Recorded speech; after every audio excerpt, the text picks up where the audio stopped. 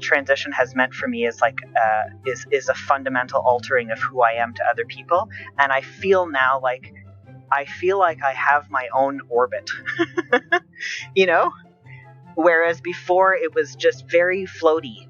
And if you pushed against me, I think I would just move because I didn't have a place to stand. And now I do. Welcome to Normalizing Non-Monogamy, the podcast where we interview incredible people from across the entire spectrum of non-monogamy to hear their fascinating stories. We strive to bring guests on the show who have a healthy approach to non-monogamy. However, it's important to remember that everyone does it a little bit differently, and the views and opinions expressed by our guests do not necessarily reflect our own. Additionally, we produce this show for entertainment purposes only. Please be aware that we aren't doctors or therapists. Consult a medical professional for anything regarding your health that you might learn about on the show. Enjoy!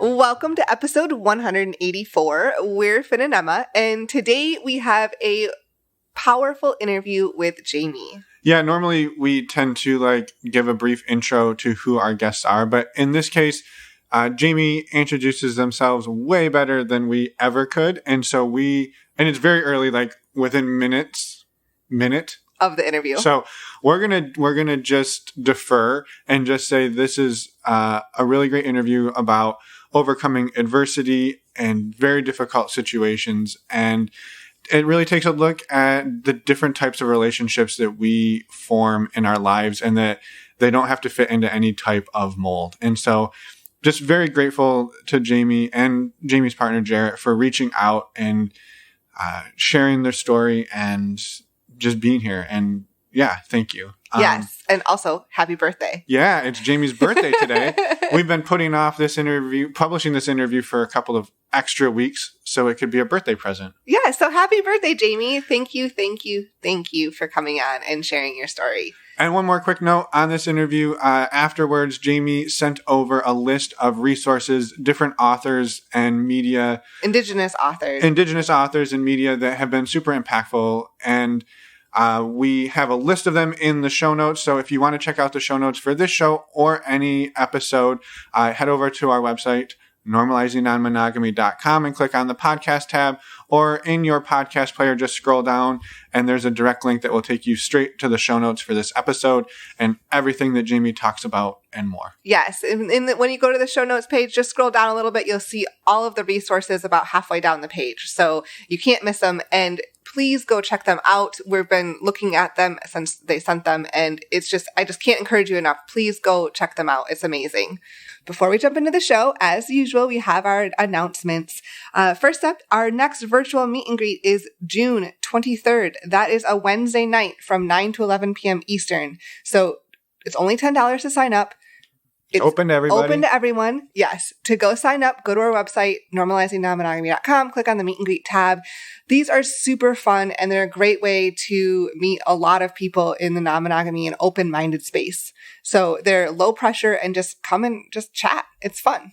Yeah. The other thing we wanted to throw out was a couple of dates for our Patreon group. We're not going to talk too much about Patreon, but if you're looking for community around non-monogamy, maybe you're just getting into it and you want to meet other people. And this is sort of an ongoing thing, unlike the meet and greet, which just kind of happens once a month.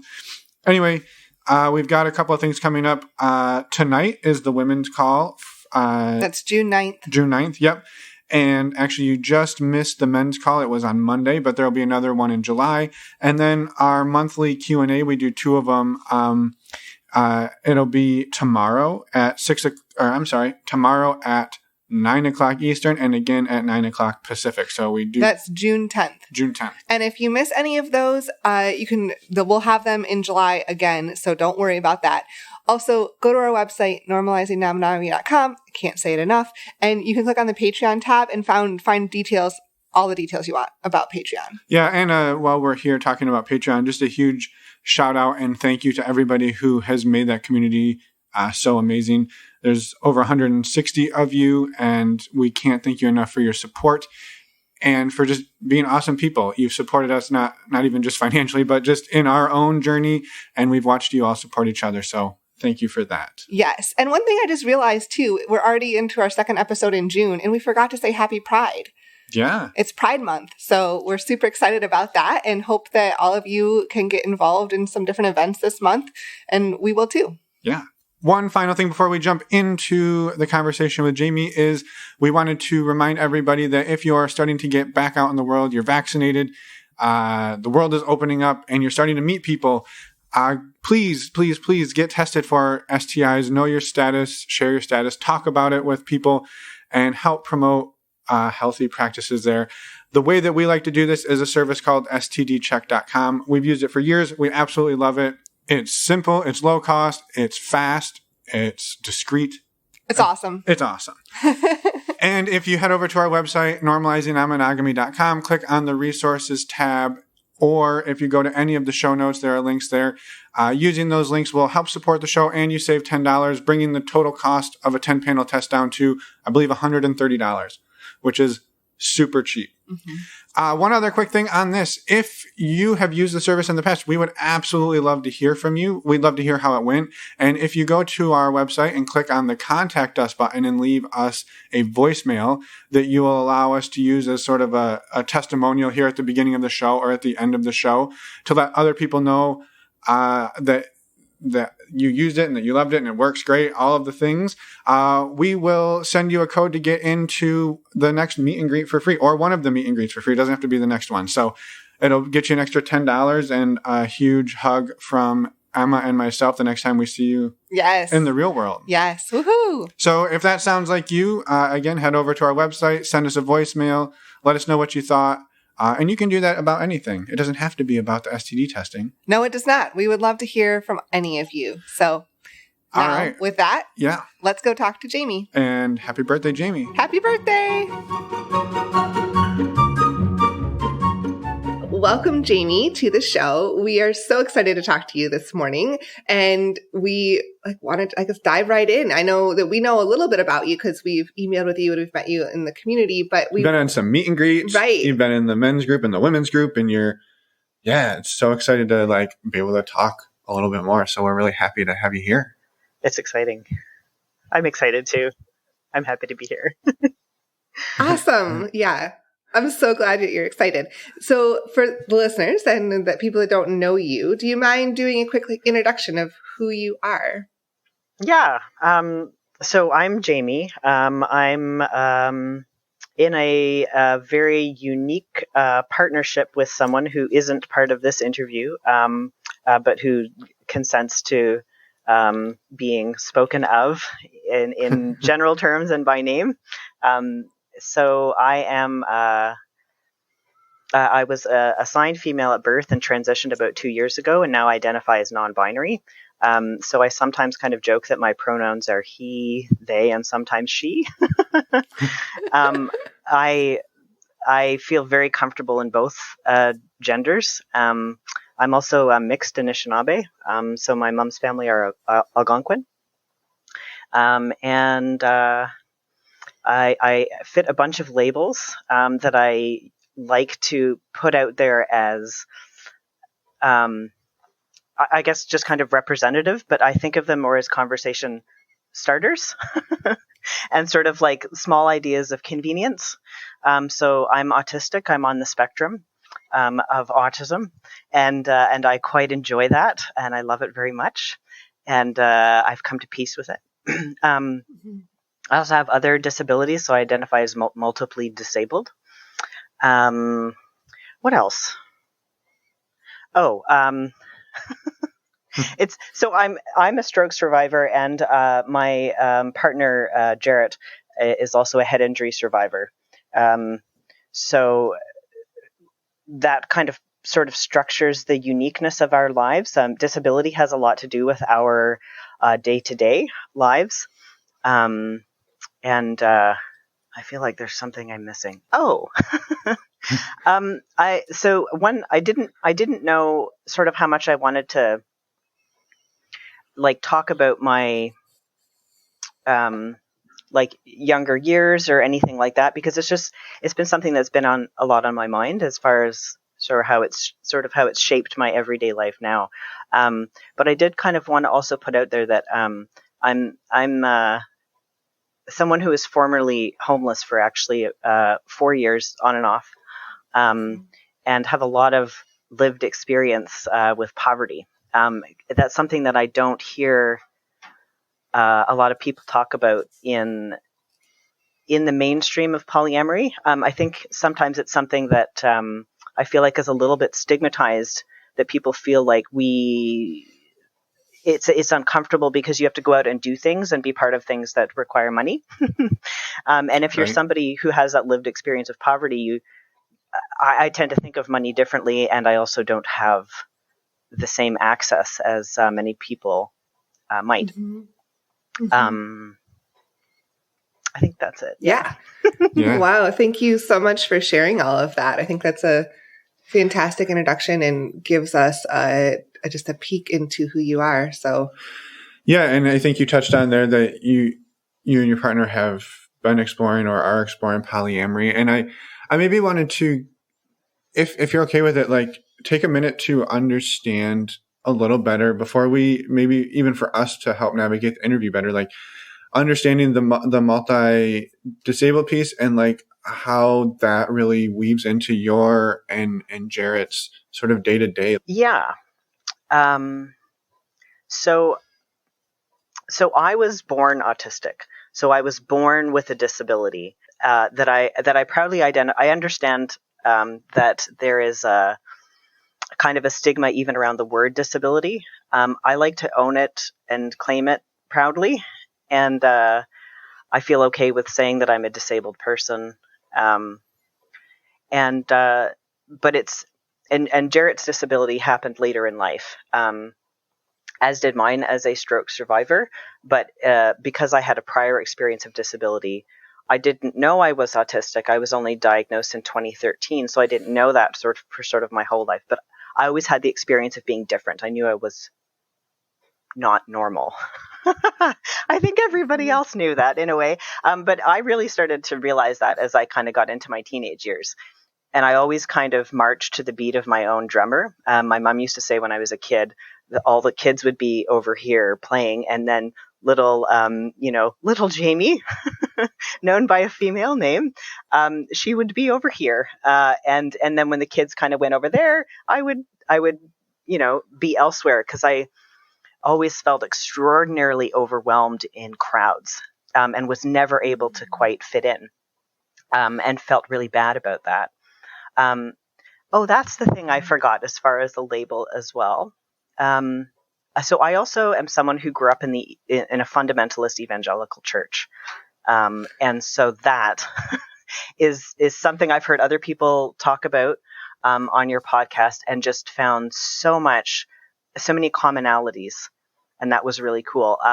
But as far as disability, I found it's a different experience to have grown up understanding yourself as a person with a disability than it is to kind of think that you're normal your whole life, and be suddenly incapacitated in a way that you have to get used to. And so we've lent different strengths to each other in terms of our disability journeys in that way, if that makes sense. Yeah. No, it's amazing. And thank you for going into that a little more. And I think, like, at what point did you and Jarrett then, like, you have this commonality, and at what point do you two start to think about, like, maybe our relationship is something else that's going to be a little bit different, like how we do that? I think it would make sense if I kind of explained a little bit about how we met and the circumstances of that, because that informs the structure of our relationship as well. Perfect. So I had gotten out of my first relationship ever with someone that I'll call V. And I was 27 before I ever dated.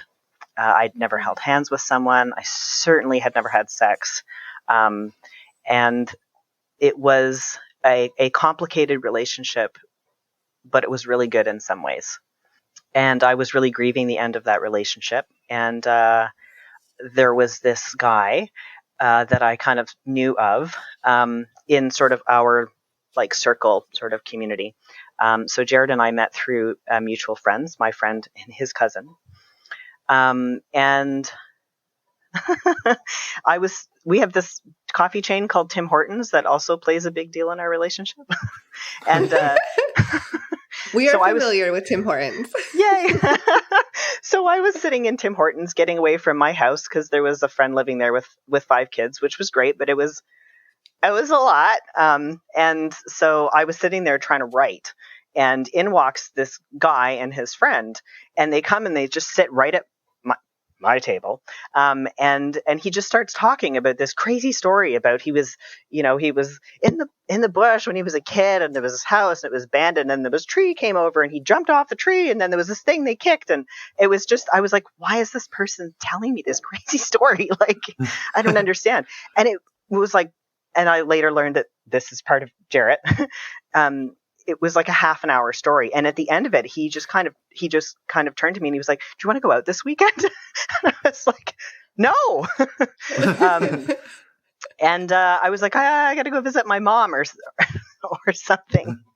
And Guy leans over, and in my notebook, he writes his phone number. And I still tease him about that because I'm like, that was a suave move there, And so I was like, okay, who is this person? I have noticed them. I talked to my friend about him, and she was like, because I'd gotten out of this relationship in which I had really been pressuring that person to be in a long-term relationship, because I didn't understand that dating was something that you could do, and it didn't have to lead to a long-term relationship. Having grown up in the church, where you don't do things if they don't lead to that, and that is the ultimate stability and security. And so I was really looking for security and stability that I didn't feel I had within myself. I couldn't have said that at the time. I just acted in really shitty ways to somebody who didn't deserve to be treated that way. And I carried that into that period between V and Jarrett, and did a lot of healing in the interim, so that when I got with Jarrett, I was ready for something different. I didn't know about polyamory, didn't know about non-monogamy, but I knew I didn't want that. Like I had this extreme jealousy and possessiveness, and I knew I didn't want that. So Jarrett and I started dating, sort of, in and about September of 2011. I didn't have a car, and so he lived on reserve. I lived in town, and that's quite a distance. I wasn't going to walk. And I used to go to the payphone near the convenience store. And it was cold by then, and I would dress up in my little hood and my boots and stuff. And I think I really liked wearing skirts at the time. And I would stand there at the payphone talking with him, and until my feet got really cold, and then I'd be like, okay, I gotta go, and then I'd go home and walk home to my house. So it was fun. And our first date was at Tim Hortons. Again, the same Tim Hortons. And I had my car back by then, which I was really excited about, but it wouldn't, if you stopped it, it wouldn't start again. And so I had it parked in the parking lot, and it was running. And so I was sitting here, so I was watching it going, so like no one ran away with it. Right. And he really opened up on that first date, and that was new to me. I had not had an experience where somebody had really done that, particularly a man. And he was so emotionally vulnerable. He laid out his whole story. He, told me about like previous relationships and where he was at now and the kind of healing that he'd done and stuff. And he actually, he started crying in Tim Hortons. And I was like, my first thought was like I've got to up my emotion game.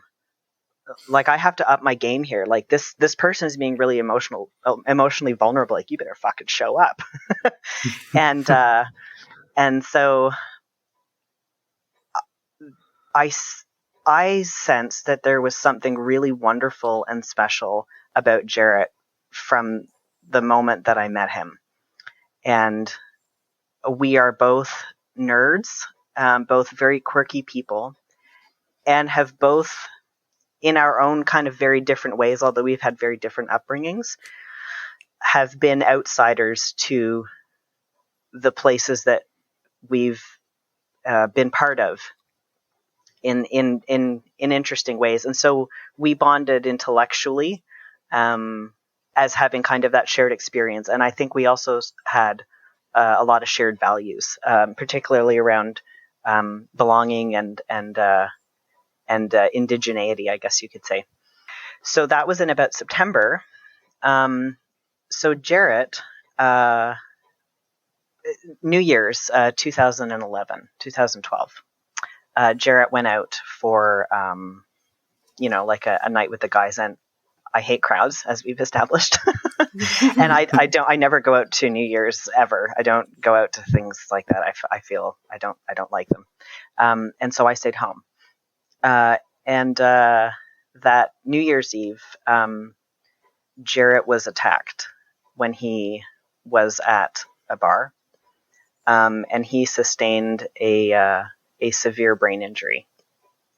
And I called him, I think it was probably at midnight, and he didn't answer the phone.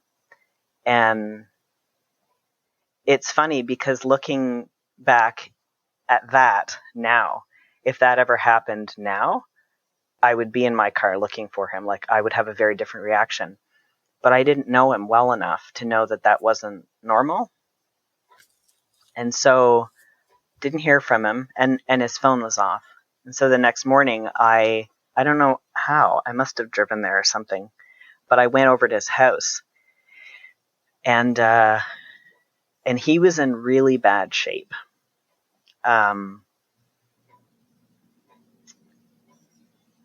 So whatever had happened, he doesn't remember. He doesn't remember 10 days after that night. And his eye was so badly damaged that the pupil actually was torn. And you could see when you looked in his eyes, and his left eye, it looked like a little black flag that was fluttering. And so I knew he had to go to the hospital, but he didn't, because of what had happened, he just wasn't able to sort of decide to do that. And so eventually I got him to the ER, and he went right to an eye surgeon. But it was about 2 years before he actually was able to get surgery on that eye. And in the meantime, the damage to his eye was so severe that he actually developed cataracts, because your pupil is supposed to keep out light. And if it doesn't, that UV damage will cause cataracts. Mm-hmm. I don't know medically, whatever, but that's what we were told. And so he was in debilitating pain during that time. And our relationship, at that point, after he was injured, I don't think I had a sense of how severe it was.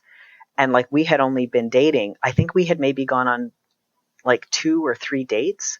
So we didn't know each other well. I didn't know him that well.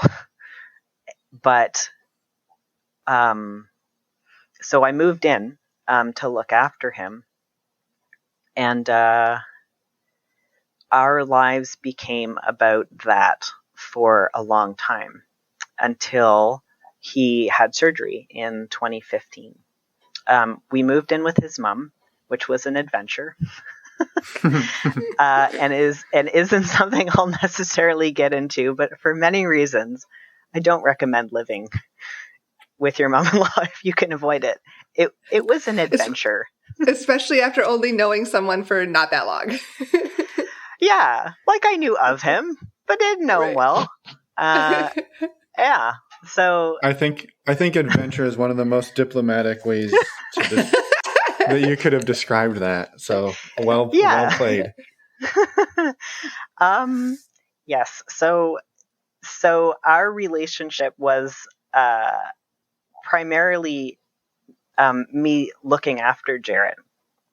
And the thing is, and I've heard this from other people who are spouses of head injury survivors, is despite the fact that he had an eye injury, which is, by definition on your head, they never diagnosed him with a head injury.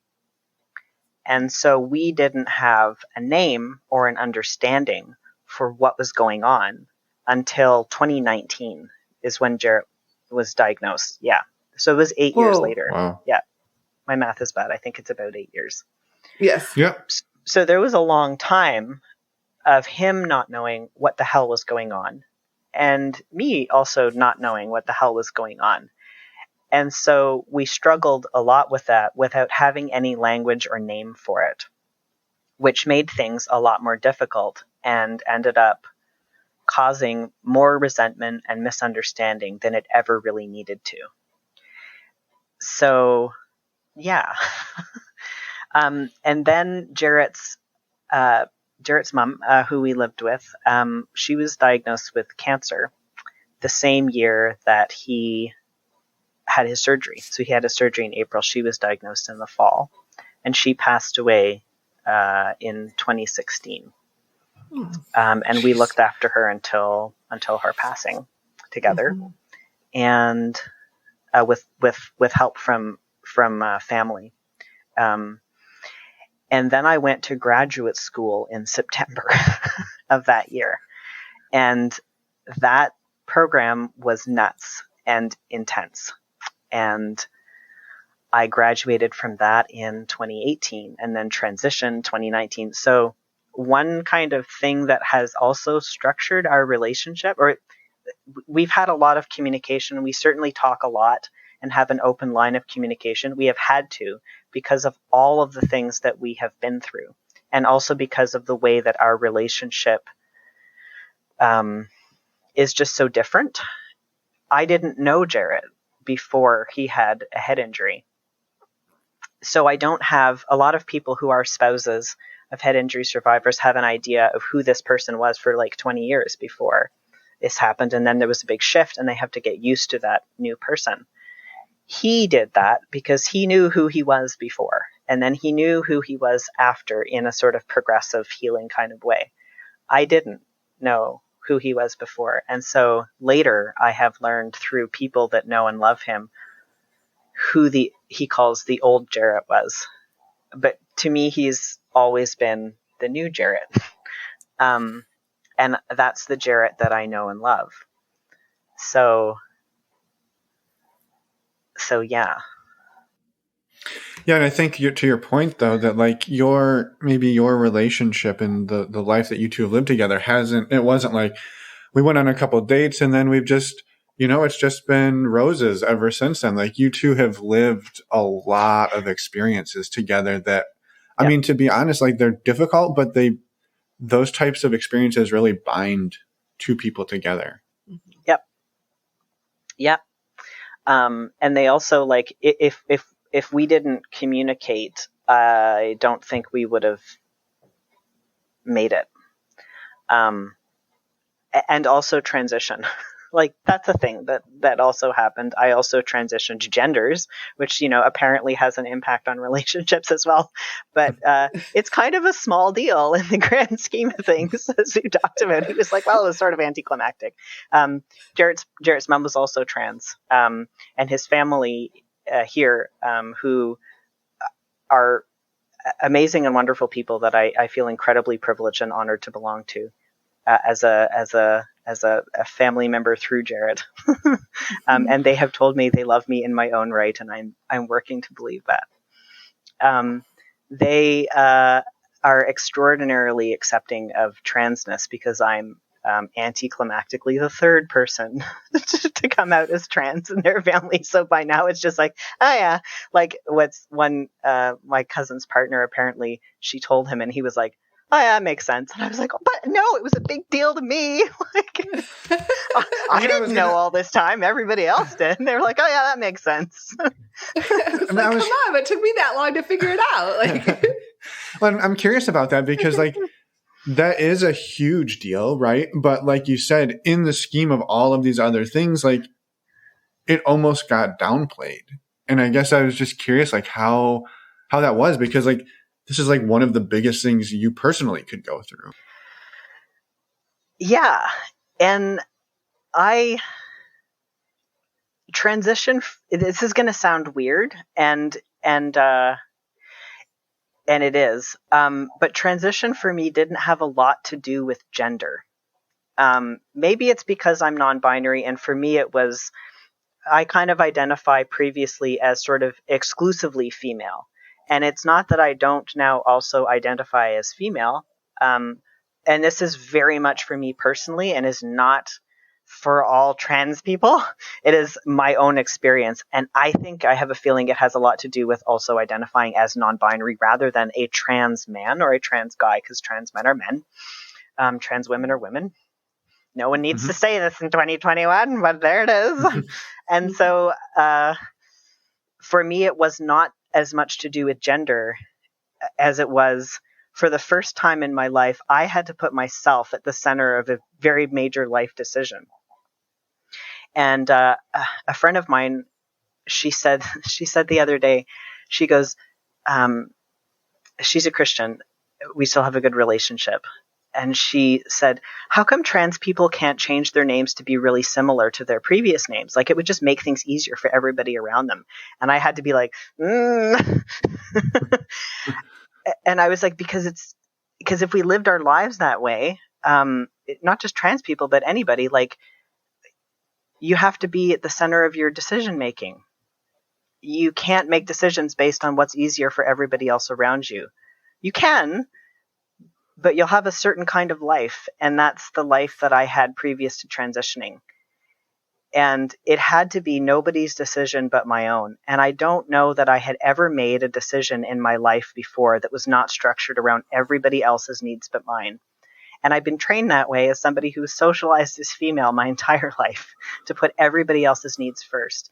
And so what transition meant for me was that I had made a decision that I was going to make this decision on the basis of what I needed and wanted and felt very internally to myself. And that changed my relationships, not just with Jarrett, but with everybody else. I was in some very abusive friendships that ended because all of a sudden I was standing up for myself. Because prior to knowing who I was in terms of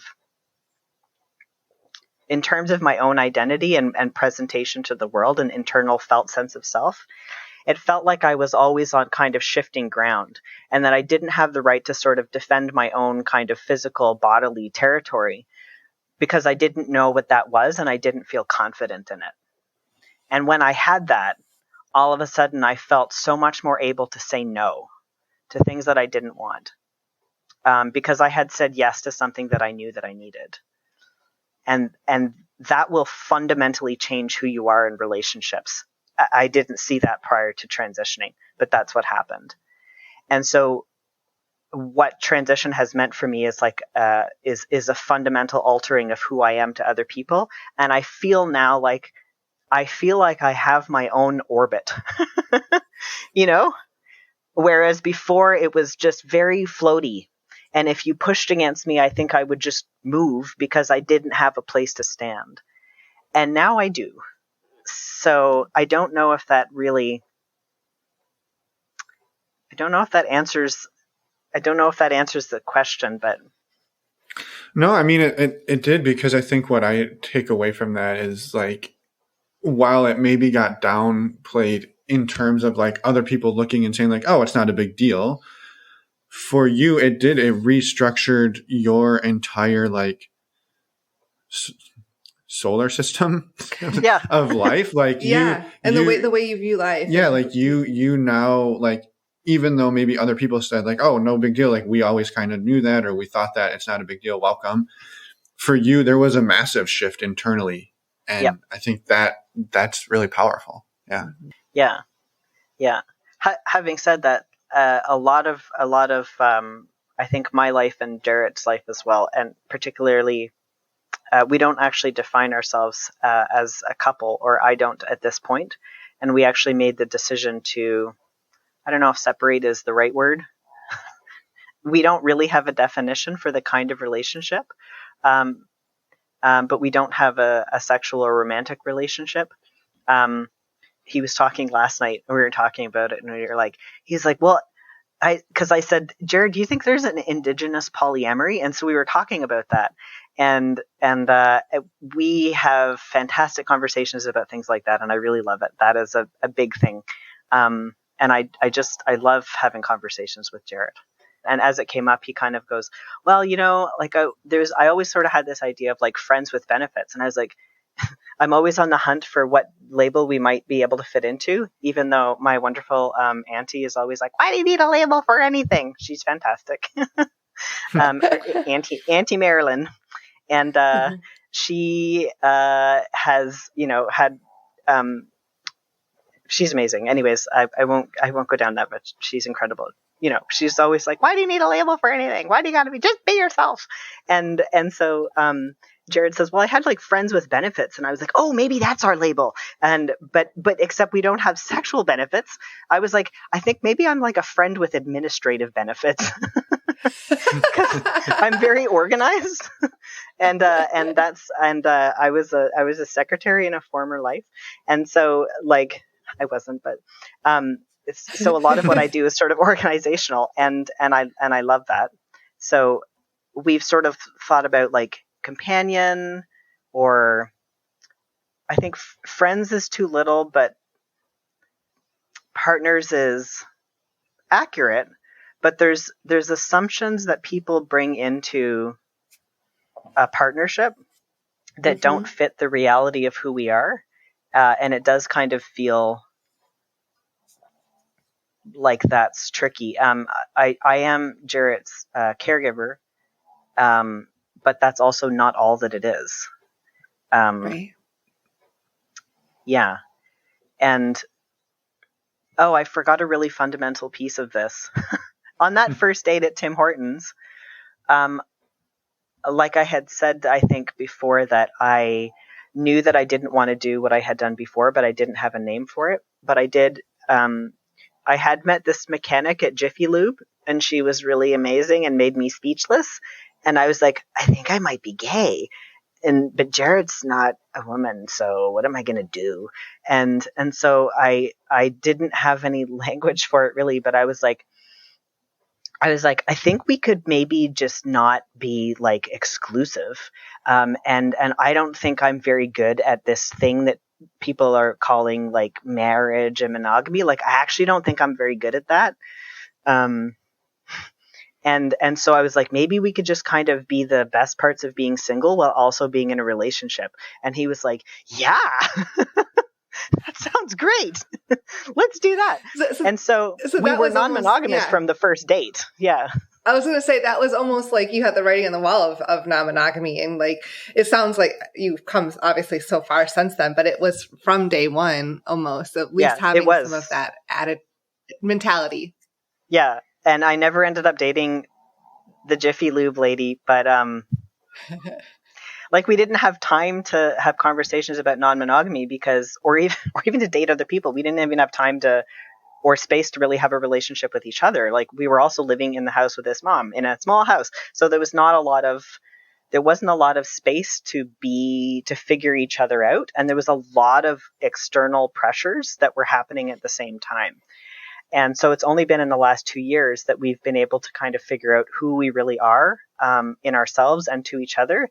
And a couple doesn't fit the definition of how we really kind of are in each other's orbits, as it turns out. Mm-hmm. But having said that, the fact that we came into this relationship with an understanding that we were not going to be monogamous made that whole journey a lot easier, because it meant that we didn't ever have to fit we had never on each other put the expectation that we were just going to be with each other and we were going to be each other's everything. Yeah. And so like that made a lot of things easier, particularly in the last 2 years when we've moved away from trying to be a couple, because it doesn't necessarily mean that the relationship has to end just because it doesn't tick all of the boxes. And so I think it gave us the mental freedom to be able to decide what we were going to do and how we were going to relate to each other in a way that would have felt much more difficult in monogamy.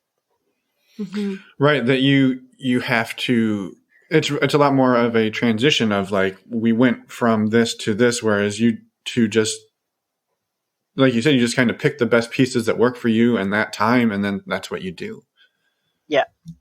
Other people often, I find, have a very difficult time when I have a hard time coming up with a clear label and definition of what and who we are to each other. And that has been interesting because I have found, because I've started dating since the pandemic, not in person, but because that's a brilliant idea. And it is actually, for an introvert, it's been great. But I found that people who have the need to have a really clear label for my relationship with Jarrett, there's nothing wrong with that. But because of who I am as a person in terms of being kind of both and in a lot of ways, and not really falling into any clear camps of male or female or white or Anishinaabe, or like I'm mixed and an outsider and yes and between in a lot of ways. I'm even a Gemini, or maybe it's because anyways. So when people sort of feel like they need that, it's an early indicator for me that this may not work. Because if you need that clear definition of my relationship to one person, that, at least in my experience with people that I've dated, like that may mean it's going to be difficult in other ways as well. Not that there's anything wrong with needing a relationship definition. Yeah, no, for sure. I think, but maybe like that concern comes up because if they need that of you and Jarrett, that they're going to need that of you and them. Me. Yeah. Yeah. And that may not be something you are able to offer them. I mean, it may be, but it also may not be. Yeah. How has, I'm assuming, and this is reading into this, you can please correct me, you haven't dated much until like the last year, and obviously COVID plays a role, but how has it gone for you? How has that adventure gone for you of meeting new people? I did actually date somebody during graduate school, very briefly, but because we were both in graduate school, we almost never saw each other. It was like 12 or 14 hour days. And so, she's since moved away, and we still keep in touch. But sort of dating, like I had never gone out and been like, I'm going to find a person to date. Like that had never happened before. I had met a V through being part of a shared community. And that was... Who was your first partner? Like first relationship? I have an almost ex, because we almost dated, but I don't really count that. And then there was V. And that was, I was ethically the other one. I was not ethically non-monogamous. So I was the other woman in that relationship, and carried a lot of shame about that for a long time. That was V. That was your first like official relationship. Like you talked about at the very beginning of this conversation, right? Well, yeah, that was the first person that I had ever had sex with, or even I think held hands with. I certainly ever kissed. But that was not an official relationship because, Right. yeah, it was because I was the cheatee. Right. And, yeah. So I brought a lot of shame into the relationship with Jarrett, from that experience. And part of that came from that shared community that we were part of. There was this thing somebody told me that just, it was like one of those things that ran around in my head for years afterwards. And I was like, I thought about it a lot yesterday. And I was kind of, I think, bemoaning to her, like, oh, why doesn't he love me? Or some, thing I was kind of on about at the time. And she was like, well, why buy the cow when you can get the milk for free? And I felt so hurt by that. And I didn't understand why. And I didn't understand, but I felt like it was a real slam on me. And I couldn't understand why.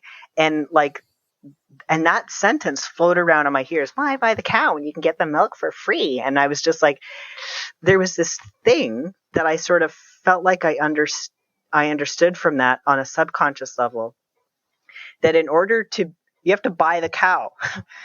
It's all about buying cows. You have to be a bought cow. You can't be a not bought cow. You can't just have milk going all kinds of, you have to give something up to be in a relationship. And that thing you have to give up is your selfhood. You have to somehow compromise yourself. And you can't sort of just own your damn self and be in a relationship. You have to consent to being owned. You have to sort of being in a relationship means that you are either owned or you own somebody else. And I realized that, going back to sort of my thoughts of what I didn't want to do in the relationship, any relationship going forward, was feel like I was entitled to own somebody else or feel like I had to be owned. And growing up in the church definitely taught me that I didn't own myself as a person. I was owned by God, and then I was owned by my father, and I would be owned by my husband. And so transitioning also meant that I had ownership over myself in terms of being able to make decisions. To answer your question about how dating has actually been going, is that my purpose in dating was to learn how to say no to things that I didn't want. And being able to do that online during the pandemic has meant that I would never be cavalier about turning someone down. I always want to be kind.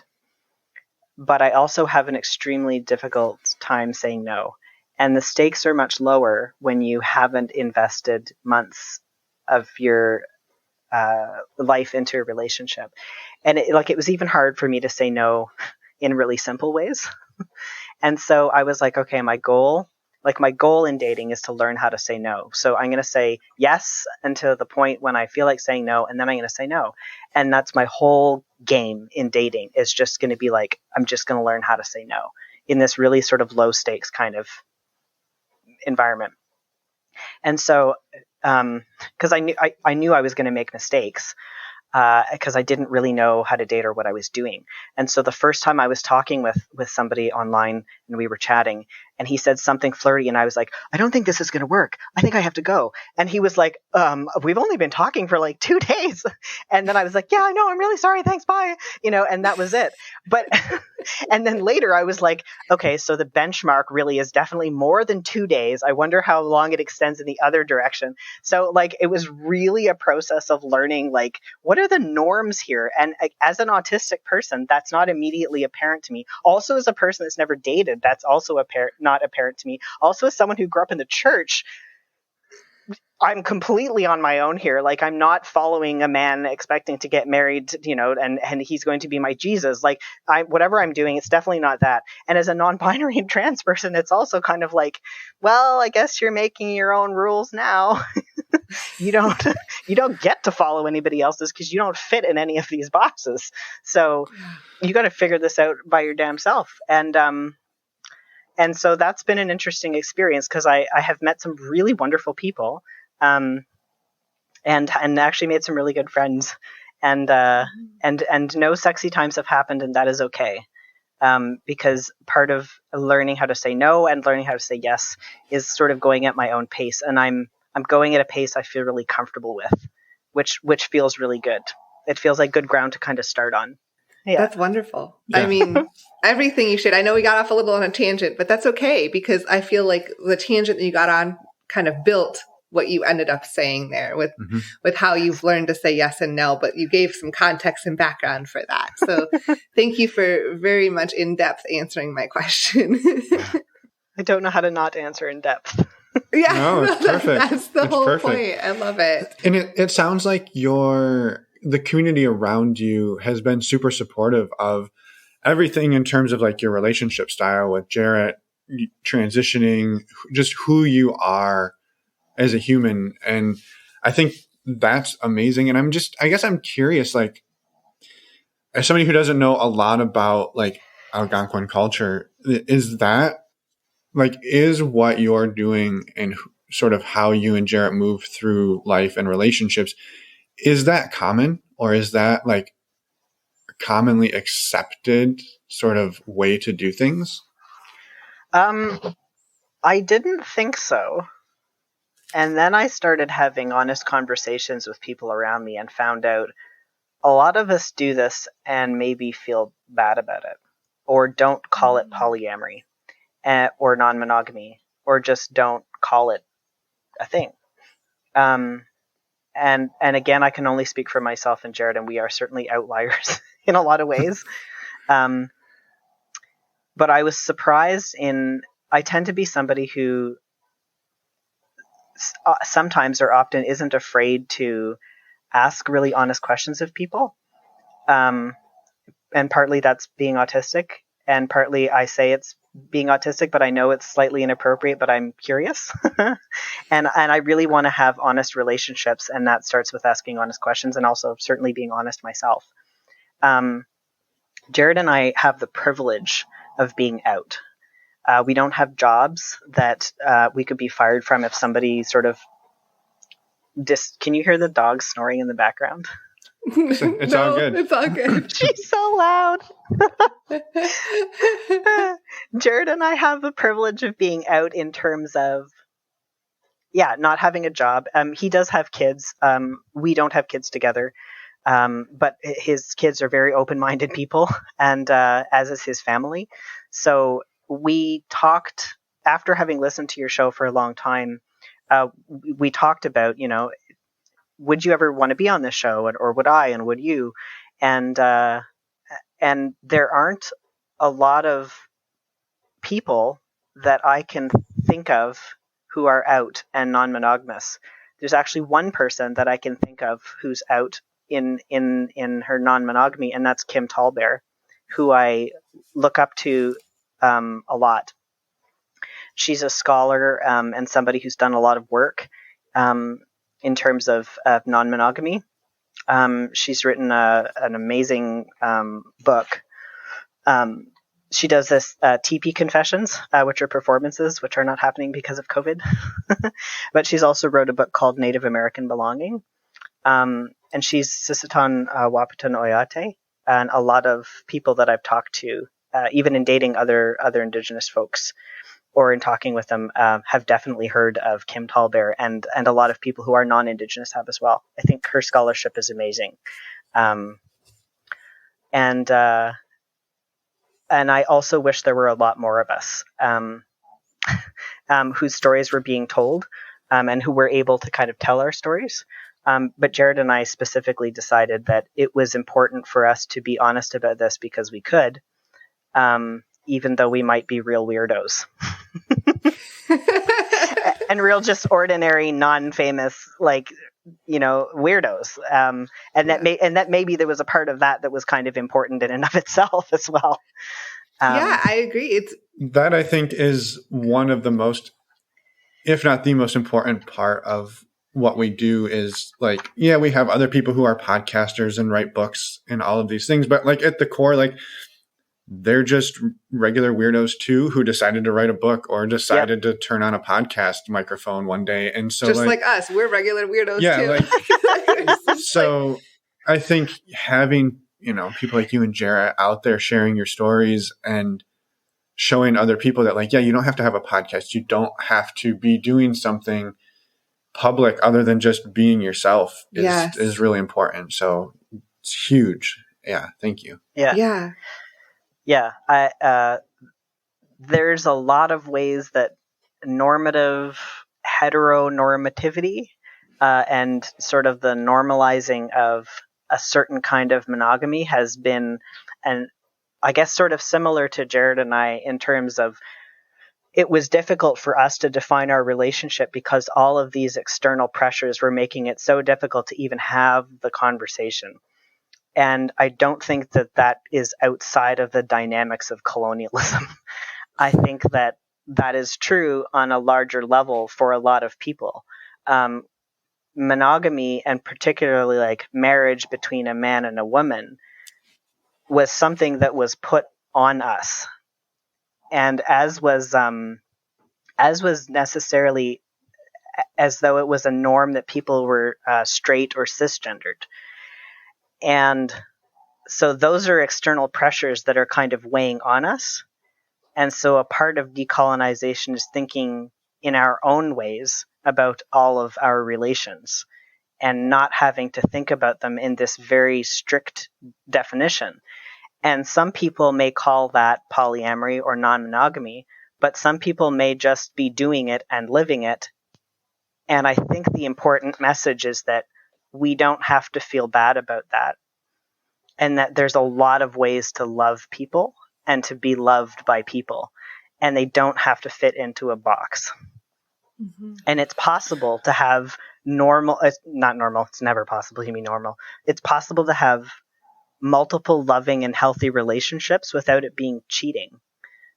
It can be above board, and there's nothing inherently wrong or shameful about that, about having multiple relationships with multiple people. Right.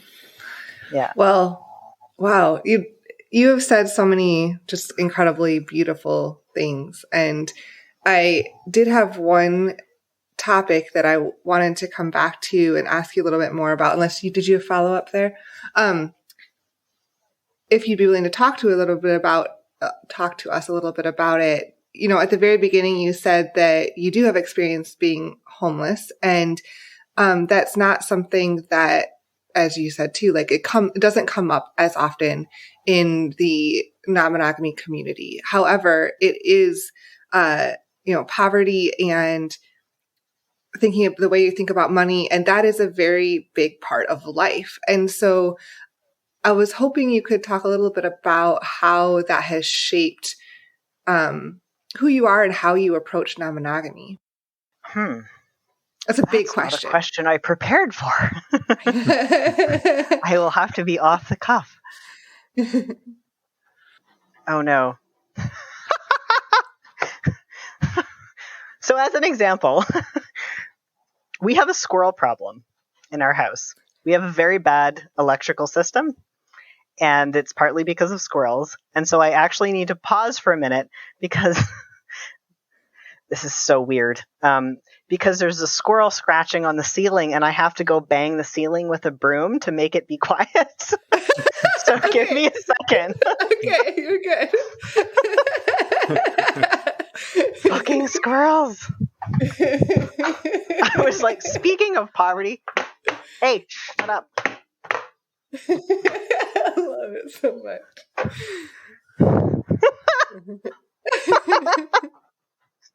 How's that? I don't know if you want to keep that in.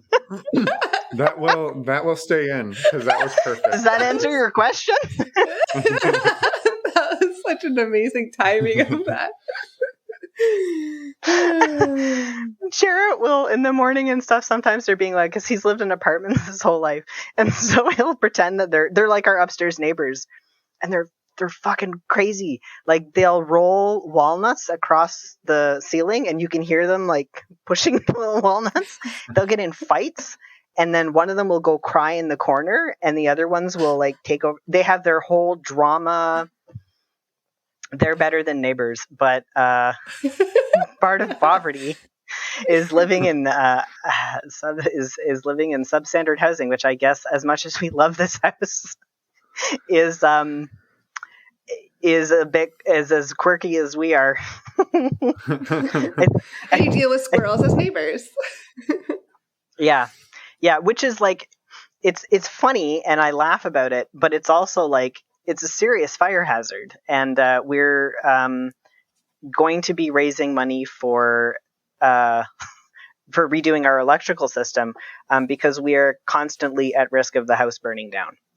Because I've done some renovations on our upstairs, and it when I saw the state of the wiring, it was phenomenal to me that we have not had a fire. And it's scary, and I wonder sometimes what I will do with my brain when I don't have the constant pressure of wondering, like, are our lives at risk as we sleep and stuff. And on reserve, we don't have. There's no insurance for housing, at least certainly not for our house. And so if your house burns down, that's it. You just don't have a house. Yeah. So I think that has a lot to do with answering your question in a way, because I remember when I was homeless, I didn't think of myself as homeless because I was living in my car, and so by literal strict definition, I was like, I'm not homeless. I have a car. I sleep there every night. It's fine. And nobody ever knew I was homeless. I kept my car extremely clean. Well, I think people probably knew. I probably told myself they didn't know. I was never more immaculately clean and dressed, and my car was never cleaner than when I slept in it. And also lived in a tent at one point, and that was pretty scary because there was somebody who was murdered, and there it was about 50 feet away from my tent. I wasn't there sleeping in it at the time, but that's where her body was found, in the town that I grew up in. So I feel extremely lucky in a lot of ways that I emerged from that relatively okay. We're still poor.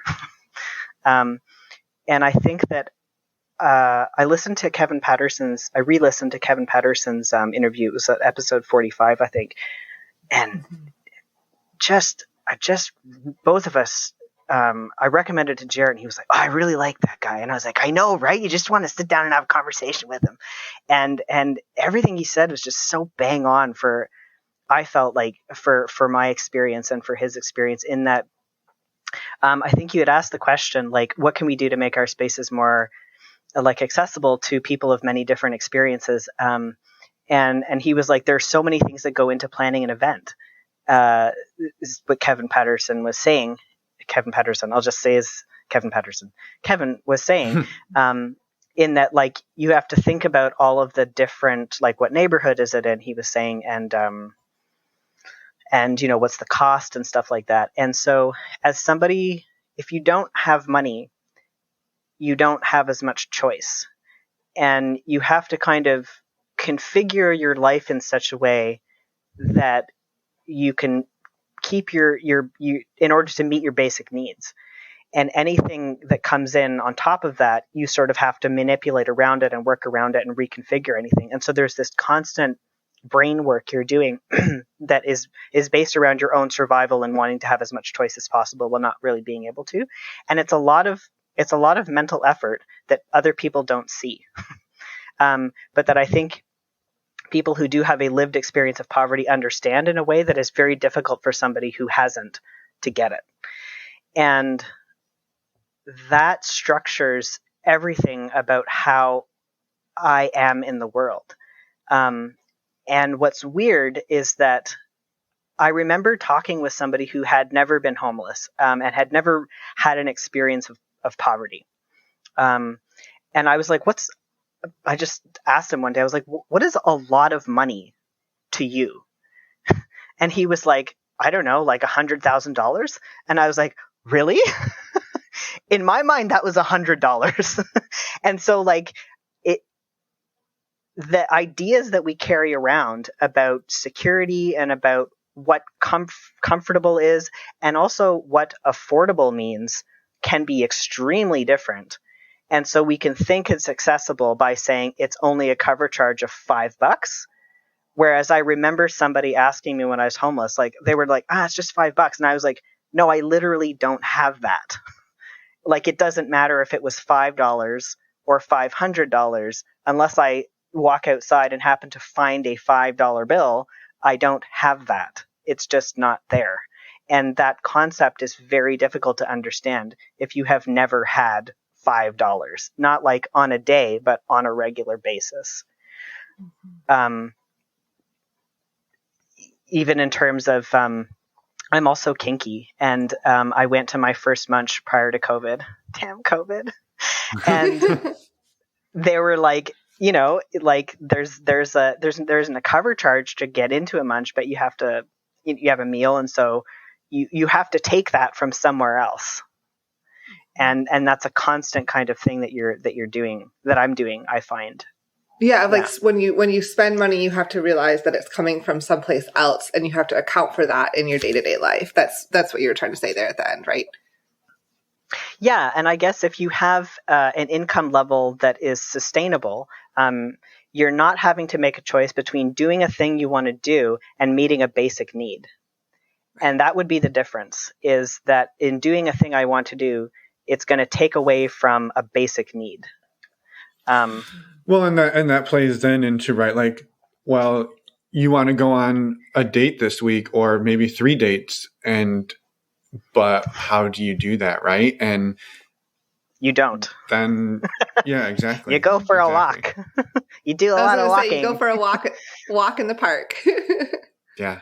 Yeah, and we live in a rural area as well, like on dirt road and stuff. So you have to drive half an hour to get anywhere, and that takes gas. And so that isn't actually free. That isn't free. I can't walk outside of my house, and that's a thing. Yeah. Yeah. Yeah, I think it's enlightening and eye-opening, and especially, like, I know this is a very touchy issue within, like, specifically the swinging community, because a lot of, like, swinging events can get very expensive, and people like, oh, you're going to go to this party. Well, you have to have the costume and the this and the that, and you have to get a hotel and all of these things. And it can easily be a like $300, $400, $500 weekend to go to a party. And like, yeah, it can be very prohibitive, and it really does kind of shape who attends these things. Yeah. Oh, definitely. For sure. Yeah. Do you have to do that to be swinging? Do you have to have I'm naked is free. Yeah, no kidding. I guess you have to get there and show up. You don't have to. I will say, like, for Emma and me, like, we would go what to. Story are you gonna say? just as when just you said, I have to admit, when you said it's touchy, I was like, No, like for us, like a good example of this would be like we had the means, but we were also super frugal and cheap, and so like there was this bar that we would go to maybe once a month for a little while that had like nights where it was everybody knew that's where the swingers went, but it was like a $10 cover charge unless you got there before 9. And so like I'll be damned if we weren't there before 9 every single time, because like we didn't want to pay the $10. I'm not going to pay the $10, and we had the $10. So like I get, like we did it as free as we could for the most part. I mean, we did things. We went to Desire, and that's definitely not free, and like stuff like that. But like on the day to day, like the amount that we would spend to go to do something was like very low cost. We would also go sometimes to, like, we'd go to the bar and get there early so we didn't have to pay, and then drink water. Like, so you're like, we or sparkling water. We would ask for sparkling water. So it was, but that was like, I don't know. We would have a great night for very, like, the gas to get there, basically, or maybe one drink. And so there are ways to do it, but that's not the normal. That's not normal. That's not common. Well, it's just, I think and again, there's a lot of people who do swinging and swinging related things that you don't have to go to hotel parties every weekend. You don't have to go and do lavish, expensive things. But that is one of the criticisms that comes up in the like traditional swinging community is it draws a very unique crowd or it draws sort of a monoculture a lot of times because sometimes stuff gets really expensive. And so like if you're going to go to a meet and greet or a hotel party where it's going to cost $50 to get in or $100 plus a hotel plus dinner plus, all of these things, that's a really cost prohibitive thing like to do for a lot of people. And so it drives a unique, very narrow group of people a lot of the time. Right. Yeah. And we strive to figure out how to narrow that. Broaden that community and that, I don't know why I said narrow because I was trying to think of the opposite. We strive very hard to broaden that. We try to make it more community. Accessible. Yeah. So. And, with Zoom and COVID has shown everyone in the world that virtual stuff is much more possible than I think a lot of people thought originally. And now, of course, you have to have internet or a phone or a computer or those types of things. For sure. But that level, I feel like that has shown that there's so much more that is accessible, that can be accessible than maybe was realized previously. Yeah. Yeah, I think the other thing, and now all of a sudden we're just over here talking away. I know. But I was just like thinking of something else that it's relieving. It's nice. Yeah. that like we actually did this a little bit in COVID. Like we would do a video chat with somebody, and then like at that point it made sense to go meet them.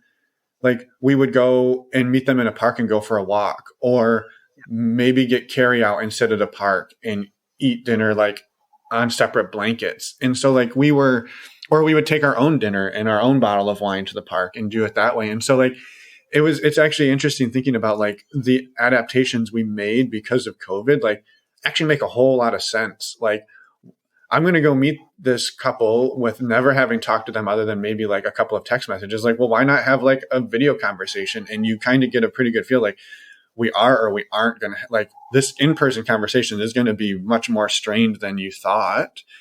Maybe you don't go. I mean, like, dating in general, like it doesn't have to be couples on couples. It could just be dating in general. Like you get to have a video call with somebody before you make that investment of actually going to meet them. And now there's a different level of talking over the computer versus talking in person for sure. But you could get some sort of, a baseline. Well, yeah. I know we went on tangent. We did. I just think that just the point there that some of the adaptations we've made through COVID make a whole lot of sense and actually can help make this a more cost effective thing than or cost accessible. Make it more accessible. So I think it's really interesting what online communities have kind of given us in terms of being able to connect with so many different people who identify with where we're at. And at the same time, like nothing is absolute. It's not that nothing is purely good. There's also like a danger in online communities, I think, because when we start to identify, sort of, I guess, take non-monogamy as an example, like I feel like there's a stage that we go through in terms of like, having like an identity that's part of a community or a group where that becomes like the forefront and the primary, and like the thing I would introduce myself as, hi, I'm, Jamie, I'm polyamorous, and for a while that becomes like the thing that you are. And I've been through that in several different iterations of disability and autism and those are all parts of me, but there's nothing at the moment that I would kind of like put to the forefront, but that's a normal part of developing an identity. And it's so wonderful to be able to connect with online communities and be able to have like a shared experience. But then there's also kind of a thing that happens where there's always going to be, it's like a rise and a fall, right? And so there's going to be sort of a point of where you find that you're in some way you're different from that community. And I think because a lot of those communities are based around one part of your identity, if we sort of have a point of dissent or like a difference, rather than that kind of being a way of increasing the depth of the community, sometimes people just leave. And then I really feel like it's almost like it takes the bottom out of the community because we lose out on the depth of difference that a lot of different people could bring if we were allowed to sort of have more diversity, if we allowed ourselves to have more diversity. I don't know if that makes sense. Mm-hmm. It's sort of something I've been thinking about that's not a formed thought. Yeah, no, it makes sense. Yeah, it's high on our minds as well. Yeah. So thank you for bringing it up. And I mean, for bringing up and talking about everything that you've talked about today. It's been a fantastic conversation, and we're so happy and excited and honored to have it on our show. Like you talked about hoping that, more Indigenous people are able to reach out and get their stories out there. And I'm hopeful that somebody else hears this and is wanting to do that as well. Or any other population that isn't, we have a lot of white middle-class swingers and white middle-class poly folks. And like, those are amazing, but like hearing the differences is just so powerful. Right. And knowing that you're heard and that you're not alone. So thank you for that. Yeah. I have a little bit of training, not much in therapy, which I am not practicing right now. But one of the really cool things in listening to your show has been, I think many people think that we have to make a thing, like a structure and a container that works, and it's our responsibility to organize this so that it works and it functions. And after, I don't know how many episodes you're at now, but it's been a lot, and all people do, you ask really good questions. Like, there's times when I'm just like, that is such a therapy question. Like, I know you're not therapists, but you ask really good questions sometimes, and it's really been cool to listen to. And I have learned a lot about how to be present with people from listening to both of you do your thing. But all you do, and it's simple, but it's not easy, is you just let people tell their stories. And people are just so different that they will always have different things to say. It's amazing. And if you let that happen, I think the word that people are using that I've heard in many different contexts, in economics and in activism, which is weird and cool, is emergent. And you just let people's stories emerge. And what comes out of that is, like you said, I think before, like, it's just mind-blowing how, and it's humbling, how that just works without anybody having to control it or make it happen. And that's a really cool way of doing community that not only means that there's a lot more freedom within that, but it's a lot less stress and maybe not responsibility, but it's a lot less like sort of stress and work for the people who are organizing it to have to take on, which means, we get less burnt out and we get to focus on the things that really matter, which are people. Yeah. Rather than having to control the shape of the community itself or what it does and doesn't do and stuff like that. Yeah. Thank you so much for saying that and for acknowledging that and for being part of the community. Exactly. And for being part of the community. And that's, what you described is what we strive to do. And so, thank you for putting it in the way that you did. And it's a beautiful, beautiful summary of how we try to approach this show and the community. And it doesn't happen without, we say this all the time too, but it doesn't happen without people like you. And that just, thank you so much for for wanting to share and be a voice out there as well. It means a lot. And for all of the incredible conversation we've had this morning. Thank you. Is there anything else I was going to say? Is there anything else that we haven't covered that you wanted to talk about before we let you go and have a wonderful day? I wanted to throw some names out there of people who don't necessarily speak to non-monogamy in particular, but they are voices that I think we should listen to. And they're primarily indigenous women and non-binary people. And I can give them to you as well to put somewhere. Yeah, we'll put them in the show notes for sure. Yeah. So my Auntie Marilyn is the first one, but you can't just call her up because she's busy. She's got.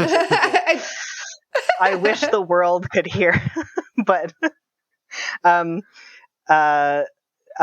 Tallbear is the first, absolutely the first one. And she, like I said, has a book called Native American Belonging, and she blogs at Critical Polly and also at Kim Tallbear.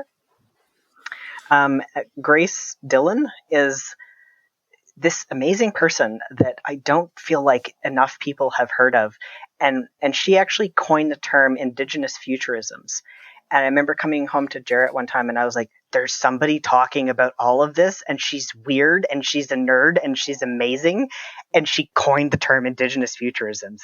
And wow, like the cutting edge is in science fiction. And he, as a Star Wars fan, was like, no. And I was like, yes. So Grace Dillon is amazing and everybody should listen to her. Diane Million, Diane without an E, has just been really transformative, as has somebody named Dr. Leroy Littlebear, who's a Blackfoot physicist.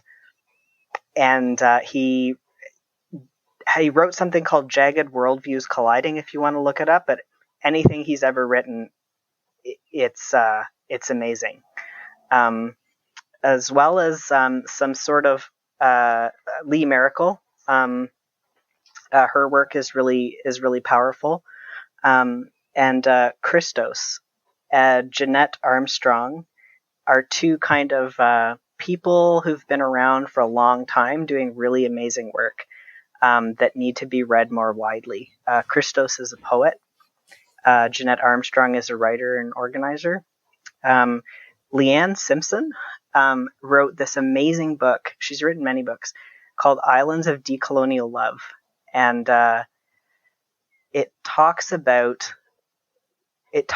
what it's like and what it can be like to be in kind of all our relations in loving ways, as well as an artist and writer named Tanya Tagak, who I think also like thinks beyond the boundaries in a lot of really pivotal and important ways.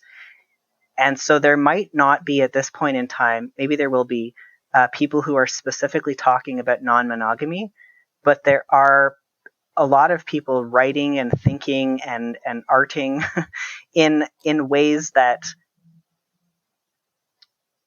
make that something that's completely possible and normal to think about. And that's just as important as talking about non-monogamy specifically, I think, if that makes sense. Mm-hmm. For sure. Well, thank you for that list.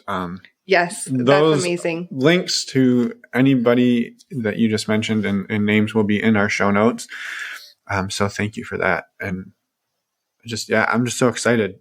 I know, I am too. Like this is just, it's been an incredible conversation. And I want to make sure too, is there anything else that you wanted to share? I want to make sure that you get everything out there. Of course, we'd love to have you back in the future. So there's a standing invitation to always come back. But just that I think it's really important to play and have fun. And I think that as grown-ups, we've lost a lot of that. And I think part of that little squee of happiness that we get when we think about getting to do all the wonderful things that we do and what it is that we do I think a lot of that is about having fun and enjoying ourselves and kind of rediscovering the fluidity of kids' associationships with each other when they're on the playground and stuff. And that's so important. And it's so important that it not get lost in the seriousness, and the importance of doing that is having fun. And that's also really important. Mm-hmm. Yeah. That is a beautiful place to end. We agree with you 100%. Having fun and enjoying life is incredibly important, and is easy to sometimes get lost too in the seriousness of everything else going on in life. And it's important to come back and reflect and remember and remind yourself that it's okay to have fun, and it's important to have fun and enjoy your life. Yep. Love it. Well, thank you, Jamie, for reaching out, for coming on, for being you're a part of the Patreon community. You've been to some of the meet and greets, and just for being in our orbit and letting us into yours, especially your new one. Yeah. So thank you. And I guess have a fantastic day, and we'll talk soon. Yes. Thank you so much. And we're back. Thank you so much, Jamie, for being willing to come on the show and being vulnerable and sharing your story. It was wonderful to talk to you, and we're so excited to get this out and through the world, as well as all the resources that you sent us. So Jamie, as I mentioned in the intro, Jamie sent us a handful of resources by Indigenous people about non-monogamy. They're amazing. So go to our website and click on Jamie's episode to see the list there, and go check them out. And stay tuned. We actually have an interview scheduled with Jamie's partner, Jarrett. We do. So if you're like, I need more, well, you got more coming. You do. It's exciting. So we're excited for that. We can't wait to talk to you, Jarrett. And yeah, again, thank you, Jamie. Yes. One more quick reminder and huge thank you again to the Patreon supporters out there. We are so grateful for your support and for the community you've helped us build. Again, we've got the women's call coming up tonight. The men's call will be, there's another one in July. You just missed it. It was earlier this week. And our monthly Q&As will be tomorrow, June 10th at 9 p.m. Eastern, and again, 9 p.m. Pacific. Yes. I think that's all. And if you haven't yet joined the MeWe chat, definitely do that. There's so much going on in there. Everybody's supporting each other, and I don't know, it's awesome. It's super exciting.